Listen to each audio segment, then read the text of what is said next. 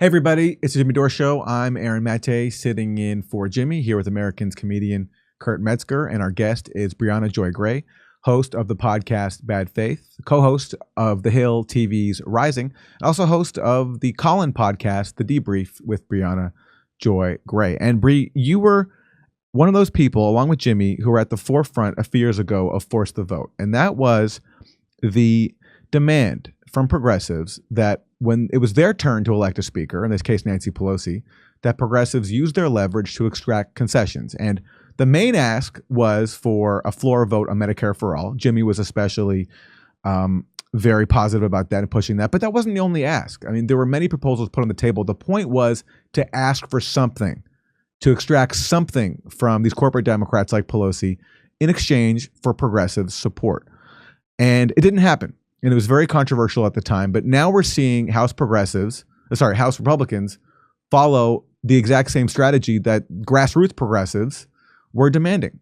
And you recently interviewed Ro Khanna, who is a progressive lawmaker, about this. And let's hear what he had to say about whether he has any regrets about not using the same strategy that House Republicans are now following in basically demanding concessions from McCarthy in exchange for voting for him for speaker. Given the gravity of the crises that we are facing as a country, the healthcare crises, the housing crises, and on and on and on and on, do you have regrets about progressives not using that opportunity to do the same thing back in 2021 when there was a force the vote moment whereby progressives could be the ones that are grandstanding right now, and instead of talking about vague procedural issues, really highlighting substantive concerns and holding the Democratic Party hostage until they deliver on things like, let's say, for example, immediately signing an executive order to cancel all student debt before it could be obstructed by the courts? Well, I heard the sense of urgency, but I think your adjective of grandstanding is accurate of what people on the right are doing. Look, it's easy if your ideology is we just want to shut everything down. We don't want to raise the debt ceiling. We want to shut government down. Maybe they'll succeed in doing that, though right now it's unclear if they're going to get any of their policy recommendations.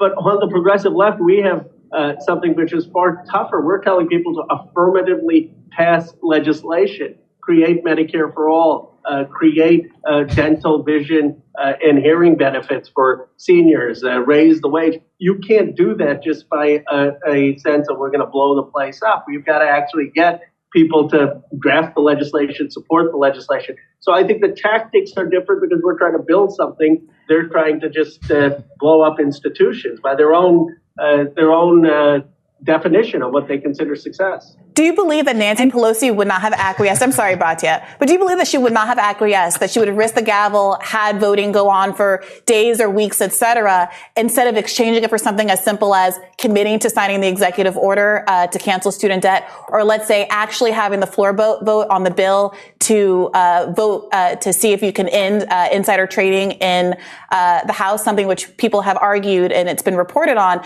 that she quietly killed because she's expressed displeasure at being prevented from trading as a Congress member? Do you think that she would have, basically not acquiesced to those kind of demands? And if you believe she would have acquiesced to those kind of demands, do you have regrets over not actually trying to get those real concrete concessions for the left? Well, look, I support obviously the ban on stock trading. That came up about months into her speakership. At the time of the speakership, what people were talking about was Medicare for all. And I don't think she would have acquiesced to being able to deliver Medicare for all because the votes aren't there right now in the House of Representatives. So my view of it is that we need to build the progressive caucus with people who are going to vote for it. We need to elect a progressive president or a progressive nominee. We need to change the party. If you remember in 2020, I voted against the platform of our own party because it did not have Medicare for all. We need to start with that. Yes, could we have a grandstand and gotten in the news for a week? Sure. Do I think that would have gotten us any closer to Medicare for all or $15 wage? I honestly don't. If I thought it would, I would have Representative done Khanna, it could be any ask, not just Medicare for all. So we could talk about any number of executive orders. We could talk about the kind of procedural changes, pay-go exemptions, the debt ceiling, all of the things that you've said you think you could potentially get out of the Republican obstruction in this moment. Why the optimism about what you can get out of the Republicans in negotiations now, but short-sightedness about what Democrats could have gotten in the same moment in 2021? Yeah, Bree, that's a great point. The point is just to ask for something. And when he is portraying the Republican strategy now that they're just trying to tear everything down, he's eliding, I think, the concessions that they're winning, which for their agenda is substantive. Briahna, By the way, sorry. Oh, sorry, go ahead, Kurt. I enjoyed watching you really hold back while he said that outrageous. I'm just watching Brianna's mouth move and blinking from the outrageousness coming out of his mouth. There's a lot of self-control you got. Well, look, I'm happy that he comes to do these interviews. I'm happy that we get some clarity because, you know, he says things that help us understand how much we should be, frankly, at all credulous or optimistic about what these progressives in the House are doing. And the fact that so many squad members just refuse to do any corporate media at all allows there to be this veneer of, oh, well, maybe they're trying. Like maybe they have some other plan. Maybe they believe something different. And I think that has been what a lot of the part of the left that was very negative about Force the Vote.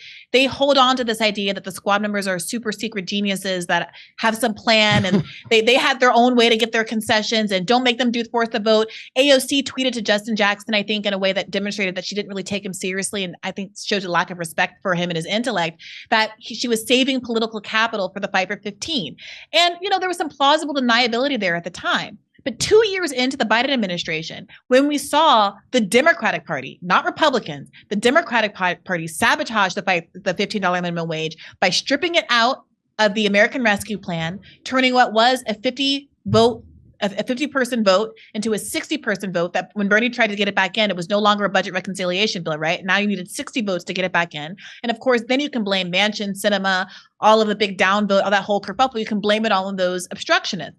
But if it were a 50-vote up, down, and voting it down, but you were also voting down the American Rescue Plan and all of the COVID relief and the vaccines and everything that came with that, then suddenly you're in a position where Democrats are on the record of basically shutting down this huge aid package, which was necessary to keep the country going, over their distaste for a $15 minimum wage and really foregrounding that. So what happened is saving up all of your political energy to fight on that.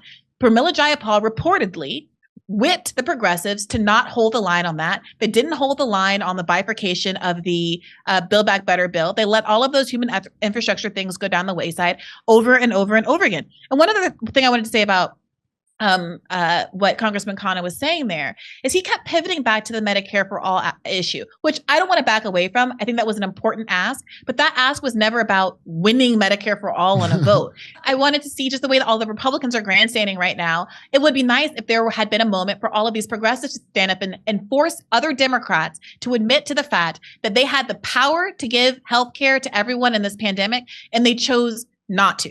And the other thing is that, okay, so even though he focused on Medicare for all, which I'm not backing away from, I think that was a good and important ask. The point of the matter is that there are other asks, and we have a lot more clarity on what those asks are now because people who have bigger brains than me and are more policy wonkish than I am have come up with other asks. I wish that we as a left community kind of come together and brainstormed additional asks 2 years ago instead of people deciding they didn't like fighting for Medicare for all and damning the whole plan to hell to begin with. But I purposefully brought up student debt cancellation, not because I think that's the most important thing going on in the country right now, but because it is something that Biden can do by executive order. And so Ro responded to me saying, I'm focused on things you can actually get passed through legislation. I'm not. I'm focused on the fact that you don't have to rely on the Congress, which you can blame. Oh, no, we couldn't do this because Manchin and Sinema. I'm focused on things that Joe Biden has accountability over. And so it's not just student debt cancellation. It's also, we had this railroad strike, rail workers strike, the Democratic Party killed, relying on this 1920s era law where they superseded themselves into the union negotiations, and instead of backing workers, the Biden administration backed industry. We all know that now that Joe Biden has the power by executive order to extend sick leave to all of these employees. In fact, Barack Obama did this when he was president and intentionally carved out, excluded rail workers from that package. So now all of the progressives, when the rail worker strike got thwarted, they said, oh, well, it's not over. Have hope. Joe Biden can still sign this executive order. Joe Biden's not going to do crap. He's not going to do anything at all. And it's malarkey in his parlance to think that he will. But this could be a moment, like these kind of force the vote moments can be moments where you say, I'm not releasing Congress until he signs that executive order. That's the kind of power that exists right now. And the idea that we just gave that up for nothing 2 years ago, it frankly makes my blood boil. Everybody, we're doing live stand-up comedy in Los Angeles in January and February in Los Angeles. And then we're going to Tempe, Palm Springs, Milwaukee, Minneapolis, Nashville. Go to jimmydore.com for a link for all those tickets and become a premium member while you're there.